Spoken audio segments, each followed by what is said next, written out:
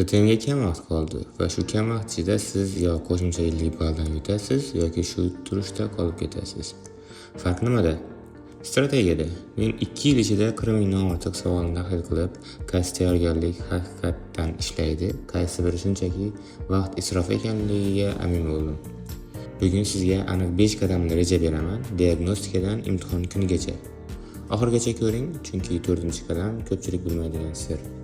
Birinchisi, ko'pchilik abituriyent kuniga 100 ta savolni ko'rib ishlaydi va o'zini tayyorlanyapman deb o'ylaydi. Lekin abituriyent o'zini biladigan 100 ta savolni ishlagani bu o'rganish emas. Hamma gap xatolar ustida ishlashda.